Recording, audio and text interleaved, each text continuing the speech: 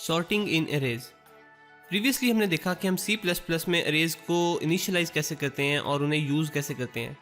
अब यहाँ पे हमने एक नाम अरे इनिशियलाइज की है जिसमें हमने 5 वैल्यू स्टोर की हुई हैं, 5, 4, 1, 11 एंड 6। और आप देख सकते हैं कि यहाँ पे जो इस अरे में हमने डाटा स्टोर किया है वो किसी ऑर्डर में नहीं है। तो आज का जो हमारा टॉपिक है वो है सॉर्टिंग। सॉर्टिंग हमारे पास ये ऐसा प्रोसेस है जिससे हम किसी अरे में स्टोर डाटा को किसी ऑर्डर में स्टोर करवाते हैं। और ऑर्डर्स हमारे पास जो हैं वो 2 टाइप्स के होते हैं, असेंडिंग ऑर्डर और डिसेंडिंग ऑर्डर। इसी अरे की एग्जांपल लेते हैं जो अभी हमने रिसेंटली देखी है, इंट num 5, 4, 1, 11 एंड 6। तो अगर हम इस अरे में स्टोर्ड वैल्यूज़ को असेंडिंग ऑर्डर में सॉर्ट करें तो हमारे पास जो अरे आएगी वो होगी 1, 4, 5, 6 एंड 11। यानी कि असेंडिंग ऑर्डर में हमारे पास जो वैल्यूज़ आती हैं वो लेसर से ग्रेटर नंबर की तरफ जाती हैं, और इसके ऑपोजिट हमारे पास होती है डिसेंडिंग ऑर्डर।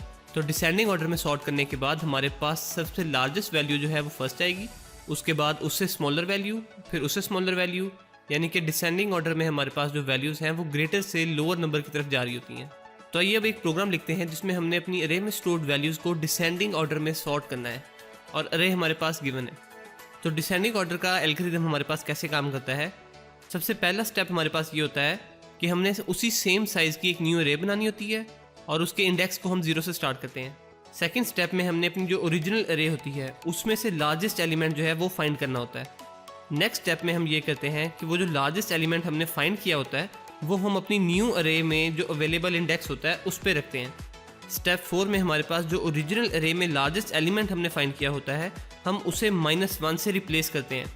नेक्स्ट स्टेप में हमारे पास जो न्यू अरे होती है हम उसका इंडेक्स 1 प्लस करते हैं, और इस तरह फिर हम अपने स्टेप 2, 3, 4 एंड 5 रिपीट करते रहते हैं जब तक हमारे पास ओरिजिनल अरे जो होती है वो ओवरऑल आइट्रेट नहीं हो जाती। आइए इस एल्गोरिथम की एक विजुअल रिप्रेजेंटेशन देखते हैं। हमारे पास ओरिजिनल अरे जो थी वो 5, 4, 1, 11 एंड 6 थी। तो फर्स्ट स्टेप में हमने क्या करना था, हमने एक न्यू अरे बनानी थी और उसका इंडेक्स को हमने 0 से स्टार्ट करना था। स्टेप 2 में हमारे पास जो ओरिजिनल अरे थी उसमें से हमने लार्जेस्ट वैल्यू फाइंड करनी थी, तो वो हमारे पास 11 है। स्टेप 3 में हमारे पास जो हमने लार्जेस्ट वैल्यू फाइंड की थी वो हमने न्यू अरे के उस इंडेक्स पे स्टोर करवानी थी जो हमने सेट किया हुआ था। फोर्थ स्टेप में हमने जो लार्जेस्ट वैल्यू फाइंड की थी उसे हमने -1 यानी कि एक लोएस्ट नंबर से रिप्लेस करना था। और स्टेप 5 में हमने जो हमारी न्यू अरे थी उसका इंडेक्स जो था वो अपडेट करना था, और इस तरह हमारी जो एक आइट्रेशन है वो कंप्लीट हो गई है। सेकेंड आइट्रेशन में हम कैसे करेंगे, हमारे पास ओरिजिनल अरे में 6 जो है वो लार्जेस्ट वैल्यू है, उसे हम न्यू अरे में कॉपी करेंगे और ओरिजिनल अरे में 6 को -1 से रिप्लेस करेंगे और अपना जो न्यू अरे का इंडेक्स था वो अपडेट कर देंगे। नेक्स्ट हमारे पास 5 आता है, तो हम 5 के साथ वही सारे स्टेप्स रिपीट करेंगे, देन 4 एंड देन 1। तो अब आप ये देख सकते हैं कि हमारी जो अरे है वो डिसेंडिंग ऑर्डर में सॉर्ट हो गई है।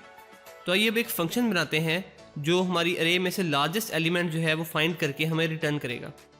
हमने सबसे पहले अपनी ग्लोबल अरे डिक्लेयर की है जिसमें हमारे पास 5 एलिमेंट्स हैं, 5, 4, 1, 11 एंड 6। और उसके बाद ये सेकंड लाइन में हम उस अरे की लेंथ फाइंड आउट कर रहे हैं। साइज ऑफ का हमारे पास जो फंक्शन है वो हमारे पास हमने कोई भी जो डाटा टाइप इनिशियलाइज की होती है या डिक्लेयर की होती है उसका हमें बाइट्स में साइज जो है वो रिटर्न करता है। तो अभी हमने जो O_A_R जो इन टाइप की हमने अरे डिक्लेयर की थी ये हमें उसका ओवरऑल साइज जो है वो बाइट्स में रिटर्न कर रहा है, और इस एक्सप्रेशन में वो उस अरे के इंडिविजुअल एलिमेंट का साइज हमें रिटर्न कर रहा है। यानी C++ में हमारे पास जो इन टाइप का कोई वेरिएबल या कोई वैल्यू होती है उसका साइज जो है वो हमारे पास 4 बाइट्स होता है। तो ये फर्स्ट एक्सप्रेशन हमें 20 रिटर्न कर रहा है क्योंकि इस अरे में हमारे पास 4 बाइट के 5 एलिमेंट्स हैं, और जो सेकंड एक्सप्रेशन है वो उस अरे में स्टोर्ड एक इंडिविजुअल एलिमेंट का हमें साइज रिटर्न कर रहा है। तो फर्स्ट एक्सप्रेशन हमें 20 रिटर्न कर रहा है और सेकंड एक्सप्रेशन हमें 4 रिटर्न कर रहा है। तो हम जब 20 को 4 से डिवाइड करते हैं तो हमारे पास उस अरे की ओवरऑल लेंथ आ जाती है, तो वो हम एक अरे लेंथ वेरिएबल में स्टोर करवा लेते हैं। नेक्स्ट हम एक फंक्शन डिफाइन करते हैं लार्जेस्ट, जिसकी रिटर्न टाइप हमारे पास इंट होगी। उसमें हम क्या करेंगे, हम एक लार्ज का वेरिएबल डिक्लेयर कर रहे हैं जिसमें हम -1 स्टोर कर रहे हैं, और हम एक और वेरिएबल डिक्लेयर करते हैं लार्ज अंडरस्कोर इंडेक्स का, और फिर हम एक लूप चलाते हैं अरे की लेंथ तक, और उसकी हर आइट्रेशन में हमने चेक करना है कि अगर लार्ज में स्टोर्ड वैल्यू जो है वो हमारे पास ओरिजिनल अरे पे उस आइट्रेशन में जो वैल्यू उस पर मौजूद है अगर वो लार्ज से ग्रेटर है तो हम वो वैल्यू जो है वो लार्ज में स्टोर करवा देंगे, और उस वैल्यू का जो इंडेक्स है वो हम लार्ज इंडेक्स में स्टोर करवा देंगे। तो हमारे पास जो अगर फर्स्ट आइट्रेशन है उसमें हमारे पास ओरिजिनल अरे में 5 है, और हम चेक कर रहे हैं लार्ज में इस वक्त हमारे पास फर्स्ट आइट्रेशन में -1 है।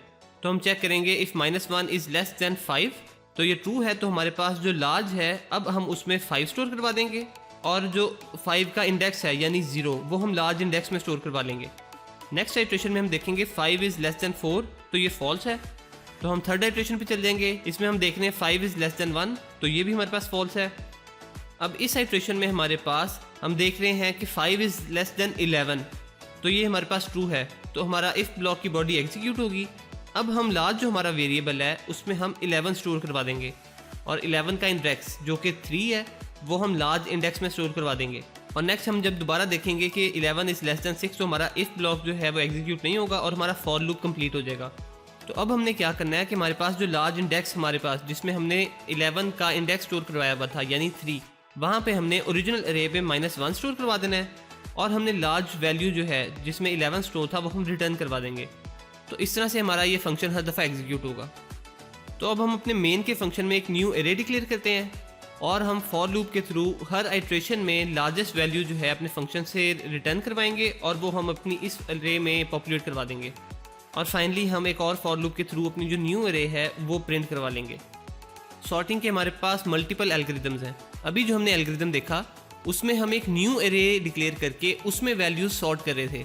नेक्स्ट हम एक एल्गोरिदम देखते हैं जिसमें हम एक न्यू अरे डिक्लेयर किए बगैर उसी अरे में वो वैल्यूज सॉर्ट कर लेते हैं। इस एल्गोरिदम में हमारे पास फर्स्ट स्टेप क्या है, हमने हमारे जो 0th इंडेक्स पे वैल्यू है वो उस अरे के लार्जेस्ट एलिमेंट से स्वैप कर देनी है। तो 0th इंडेक्स पे हमारे पास 5 है, और अरे में लार्जेस्ट वैल्यू जो है वो 11 है, तो हम 5 को 11 से स्वैप कर देंगे। नेक्स्ट हम फर्स्ट इंडेक्स पे जो वैल्यू हमारे पास है अब उसे इससे आगे जो लार्जेस्ट वैल्यू है उसके साथ रिप्लेस करेंगे। तो 4 से आगे हमारे पास जो लार्जेस्ट वैल्यू है वो 6 है, तो हम 4 को 6 से स्वैप कर देंगे। नेक्स्ट हमारे पास जो सेकंड इंडेक्स पे वैल्यू है उसे हम उससे आगे जो कोई वैल्यू लार्जेस्ट है उससे रिप्लेस करेंगे। तो 1 से आगे हमारे पास 5 लार्जेस्ट है, तो हम 5 को 1 से स्वैप कर देंगे। नेक्स्ट हम 1 को 4 से स्वैप करेंगे, और 1 हमारे पास लास्ट वैल्यू है तो उसे हम स्वैप नहीं करेंगे। तो इसमें भी हम सेम उसी लॉजिक पे लार्जेस्ट का फंक्शन डिफाइन करते हैं, लेकिन इस फंक्शन को हम एक इंट s जो है वो इनपुट पैरामीटर पास करेंगे, और हमारा जो लूप होगा वो s से ऑनवर्ड्स चलेगा। और हमने जो इसमें रिटर्न करवानी है वैल्यू वो लार्जेस्ट वैल्यू रिटर्न नहीं करवा रहे बल्कि उस वैल्यू का इंडेक्स रिटर्न करवा रहे हैं। तो अब हम उस फंक्शन के थ्रू जो लार्जेस्ट एलिमेंट है उसका इंडेक्स जो है वो हम फाइंड आउट कर रहे हैं, और हर आइट्रेशन पे हमारे पास जो इंडेक्स पे वैल्यू है वो हम लार्जेस्ट वैल्यू के साथ स्वैप कर रहे हैं। स्वैपिंग हम कैसे कर रहे हैं, हमने एक टेम्प वेरिएबल डिक्लेयर किया है, और जो हमारे फंक्शन से जो हमें लार्जेस्ट इंडेक्स फाइंड आउट हुआ है उस इंडेक्स पे मौजूद वैल्यू को हम टेम्प में स्टोर करवा रहे हैं। यानी कि हमारे पास फर्स्ट आइट्रेशन में लार्जेस्ट इंडेक्स जो है वो हमारे पास 3 आ रहा है, तो 3 इंडेक्स पे हमारे पास जो वैल्यू स्टोर्ड है वो 11, तो हम टेम्प में 11 स्टोर करवा रहे हैं। नेक्स्ट हम क्या करेंगे, हमारे पास जो इस वक्त फर्स्ट आइट्रेशन में इंडेक्स है वो 0 है, तो 0 पे हमारे पास जो वैल्यू स्टोर्ड है उसे हम 11 के साथ रिप्लेस कर देंगे। नेक्स्ट हम क्या करेंगे, हमारे पास जो 0th इंडेक्स है उस पे हम 11 स्टोर करवा देंगे जो हमारे पास टेम्प में स्टोर था।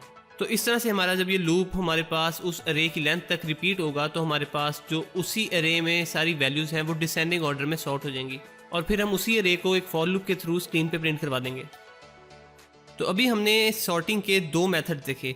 फर्स्ट मेथड जब हमारे पास एग्जीक्यूट हो जाता था तो ओरिजिनल अरे जो थी उसमें सारे एलिमेंट्स में -1 स्टोर होता था, और हमारे पास जो न्यू अरे हम डिक्लेयर करते थे उसमें हमारे पास वैल्यूज़ जो थी वो सॉर्टेड हो जाती थी। और हमारे सेकंड मेथड की एग्जीक्यूशन के बाद हमारे पास जो ओरिजिनल अरे थी उसी में हमारे पास वैल्यूज़ जो थी वो सॉर्ट हो जाती थी। तो जो हमारे पास फर्स्ट मेथड था जिसमें हम एक न्यू अरे डिक्लेयर कर रहे थे उसे हम आउट ऑफ प्लेस सॉर्टिंग कहते हैं, और जो सेकंड मेथड था जिसमें हम उसी अरे में सॉर्टिंग कर रहे थे उसे हम इन प्लेस सॉर्टिंग कहते हैं। तो आपके ख्याल में यहाँ पे कौन सा मेथड जो है वो बेटर है? Of course in place sorting, क्योंकि अगर आप सपोज करें आपके पास ये अरे 5 की जगह अगर 200 या 500 एलिमेंट्स की होती, तो अगर आपने उन 500 एलिमेंट्स को आउट ऑफ प्लेस सॉर्टिंग के थ्रू सॉर्ट करना है तो आपको 500 एलिमेंट्स की ही एक और अरे जो है वो डिक्लेयर करनी पड़ेगी। तो उससे हमारे पास जो मेमोरी है वो बहुत ज़्यादा यूज़ होती है।